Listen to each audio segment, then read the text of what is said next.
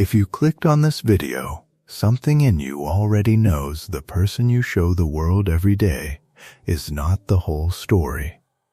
And I think some part of you has known that for a long time. Maybe you've felt it in a quiet moment, sitting in a meeting, smiling, agreeing, playing the role that keeps everyone comfortable while some other voice inside you stays completely silent, unheard, unseen.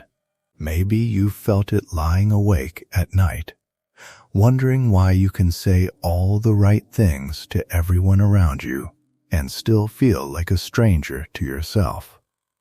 That gap between the person you perform and the person underneath it is not something wrong with you. It's something Carl Jung spent his entire career trying to understand. And if you don't understand it, that gap will keep widening until you feel like a visitor in your own life. Jung had a name for the mask we wear in public. He called it the persona, and he borrowed the word deliberately from ancient theater, where actors held carved masks up to their faces to play a role. Your persona is the version of you built for the world: the competent employee, the easygoing friend, the dependable parent. It's not fake exactly, it's necessary. Without some persona, none of us could function in society at all. The problem Jung identified wasn't that the mask exists.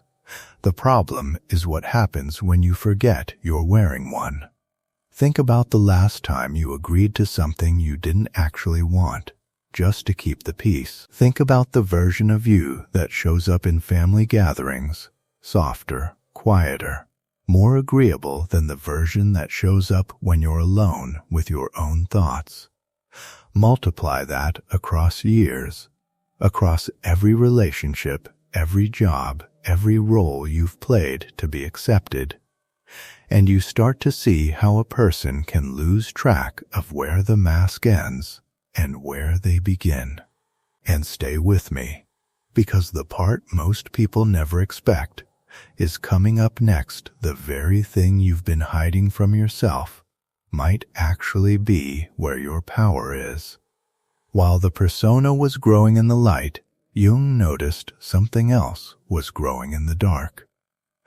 Every trait you decided was unacceptable: your anger, your ambition, your need for solitude, your jealousy, your desire to be seen didn't disappear just because you buried it.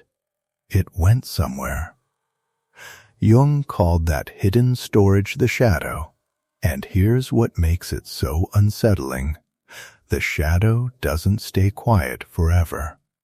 It leaks out in the moments you least expect: the sudden overreaction to something small, the jealousy you can't explain, the exhaustion that comes from performing a version of yourself that was never really you.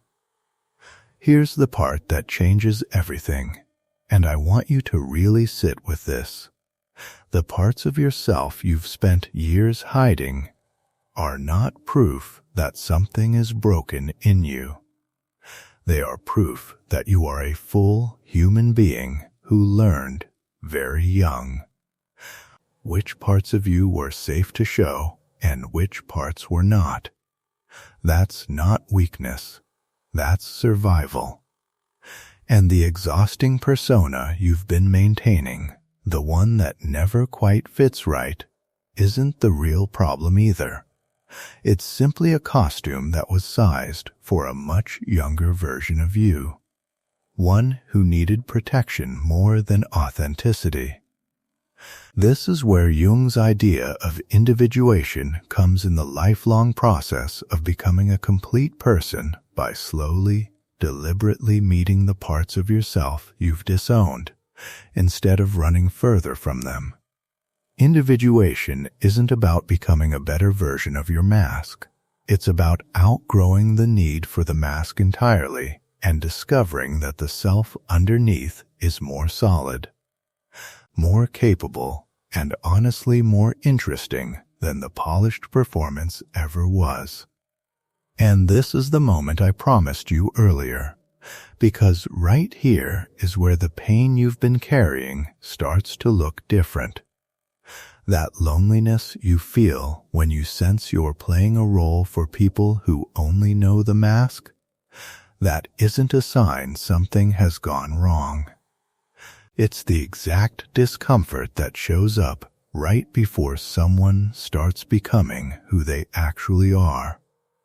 The disconnection is not evidence that you're losing yourself. It's evidence that the old, smaller version of you is finally becoming too small to keep wearing.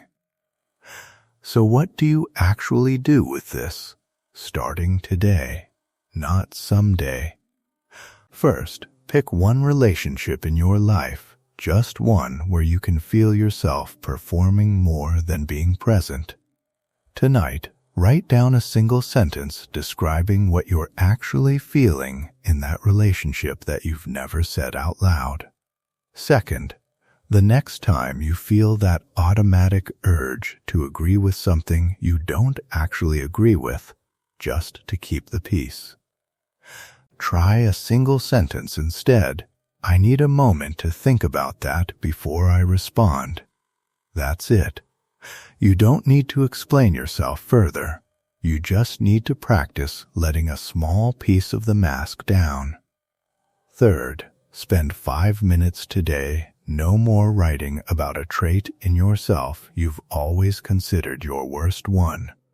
Not to fix it, just to look directly at it without flinching, the way Jung asked his patients to look at their own shadow instead of running from it. None of these steps will transform your life overnight, but each one is a small crack in a mask you've been wearing for so long you forgot it was ever removable. So if you clicked on this video because some part of you already sensed the person you show the world isn't the whole story, you are right. And the fact that you're still here, still watching, still willing to look, tells me you're not someone who's broken. You're someone in the middle of becoming whole. If any part of this hit close to home, I'd genuinely like to know what's one moment in your life where you felt the mask slip even for a second. Tell me in the comments. I read every one. New videos drop every day on Carl Jung Psychology Hub. Hit subscribe and turn on the bell so you never miss one.